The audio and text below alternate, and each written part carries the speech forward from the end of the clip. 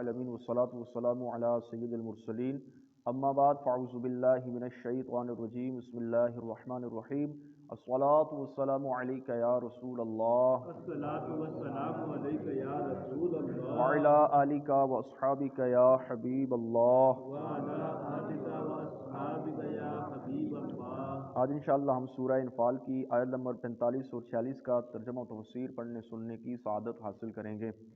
اعوذ باللہ من الشیطان الرجیم بسم اللہ الرحمن الرحیم یا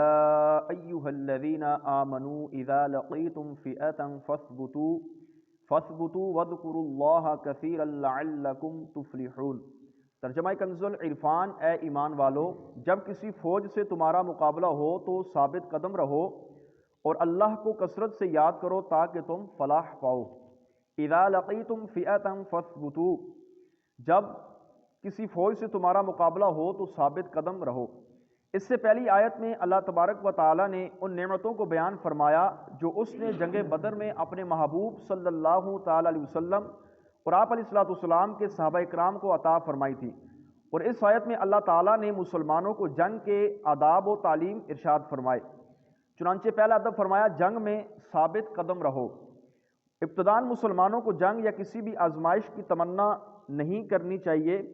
لیکن جب بھی ان پر جنگ مسلط ہو تو اب ان پر لازم ہے کہ ثابت قدمی کا مظاہرہ کریں اور بزدلی نہ دکھائیں، جیسا کہ حضرت سیدنا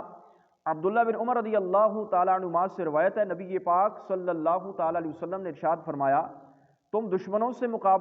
مقابلے کی تمنا کرو اور اللہ تعالیٰ سے عافیت طلب کرو، اور جب دشمنوں سے مقابلہ ہو تو ثابت قدم رہو، اللہ تعالیٰ کو یاد کرو۔ اور جنگ میں ثابت قدم رہنے کی فضیلت کے بارے میں حضرت ابو ایوب انصاری سے روایت ہے، نبی پاک صلی اللہ تعالی وسلم نے ارشاد فرمایا، جس شخص نے دشمن کے مقابلے میں صبر کیا یہاں تک کہ وہ شہید کر دیا گیا یا اس نے دشمن کو قتل کر دیا، وہ فتنہ قبر میں مبتلا نہ ہوگا۔ دوسرا ادب کیا ہے جنگ کا؟ فرمایا دوران جنگ دل میں اللہ تعالیٰ کی یاد اور زبان پہ اللہ تبارک و تعالیٰ جل جلالہ کا ذکر ہونا چاہیے۔ اور یہ ہمارے صحابہ کرام علی رضوان کا اور بزرگان دین جب کفار سے جنگ کرتے تھے تو ان کی زبانوں پر اللہ کا ذکر جاری ہوتا تھا، اس کثرت سے ذکر ہوتا تھا کہ جسم کے ٹکڑے ٹکڑے ہو جاتے تھے، ان لوگوں کو پتہ بھی نہیں چلتا تھا، جسم میں تیر پہ وسط ہو جاتے تھے، ان کو خبر تک بھی نہیں ہوتی تھی کہ میرے جسم میں آ کر تیر لگ گئے ہیں، یعنی اتنا وہ اللہ تبارک و تعالیٰ جل جلالہ کے ذکر کے اندر مشغول ہوتے تھے۔ حضرت سیدنا ملجز رضی اللہ تعالیٰ فرماتے ہیں، نبی پاک صلی اللہ تعالی وسلم نے دشمن سے مقابلہ کرتے ہوئے یوں دعا مانگتے، اے اللہ تو میری طاقت اور مددگار ہے، میں تیری مدد سے پھرتا ہوں اور تیری مدد سے حملہ کرتا ہوں اور تیری مدد سے قتال کرتا ہوں۔ نبی پاک جنگ کے اندر یہ اللہ کی بارگاہ میں دعا کرتے تھے۔ حضرت عبداللہ بن عباس نے فرمایا، اللہ تعالیٰ نے اپنے نیک بندوں کو انتہائی شدید حالت میں بھی ذکر کرنے کا حکم دیا ہے کہ جس بھی حالت کے اندر ہو اللہ کا ذکر کرو۔ اس میں یہ تنبیہ ہے کہ ہر حال میں انسان کا دل اور اس کی زبان اللہ تعالیٰ کے ذکر سے تر رہے۔ اگر ایک شخص مغرب سے مشرق تک اپنے اموال کی سخاوت کرے اور دوسرا شخص مشرق سے مغرب تک تلوار سے جہاد کرتا جائے، تب بھی اللہ کا ذکر کرنے والوں کا درجہ اور اجر ان سے زیادہ ہوگا۔ یعنی ایک بندہ مشرق سے مغرب تک جہاد کرتا جا رہا ہے اور دوسرا بندہ اللہ کے ذکر میں مشغول ہے، تو فرمایا جو اللہ کا ذکر کر رہا ہے اس کا اجر جو ہے ان سے زیادہ ہے۔ یعنی اتنی برکتیں ہیں اللہ تبارک و تعالیٰ کا ذکر کرنے کی۔ یاد رہے کہ دوران جنگ زیادہ تر ذکر زبان سے ہوگا، دل عام طور پر سامنے والے سے مقابلہ کرنے میں مشغول ہوتا ہے۔ آگے فرمایا وَأَطِيعُوا اللَّهَ وَرَسُولَهُ وَلَا تَنَازَعُوا فَتَفْشَلُوا وَتَذْهَبَ رِيحُكُمْ فَاصْبِرُوا إِنَّ اللَّهَ مَعَ الصَّابِرِينَ، اور اللہ اور اس کے رسول کی اطاعت کرو اور آپس میں بے اتفاقی نہ کرو، اور ورنہ تم بزدل ہو جاؤ گے اور تمہاری ہوا اکھڑ جائے گی، اور صبر کرو، بے شک اللہ صبر کرنے والوں کے ساتھ ہے۔ وَأَطِيعُوا اللَّهَ وَرَسُولَهُ، اللہ اور اس کے رسول کی اطاعت کرو۔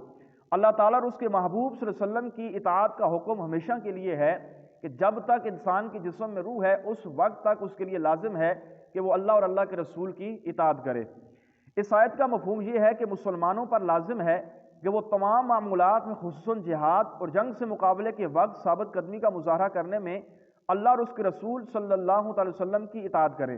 اور باہمی اختلاف سے بچیں، جیسا کہ احد میں بعد مسلمانوں نے بعض کی مخالفت کی، کیونکہ باہمی تنازع ضعف و کمزوری اور بے وقاری کا سبب ہوتا ہے کہ جب جنگ کے اندر فوجوں کا آپس کے اندر یہ اختلاف ہو جائے گا تو پھر دشمن کا حملہ کرنا ان پر آسان ہو جاتا ہے۔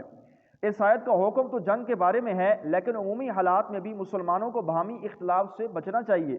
اور اتفاق و اتحاد کا راستہ اختیار کرنا چاہیے۔ کفار کے ممالک تو آپس میں متحد ہیں، لیکن افسوس کہ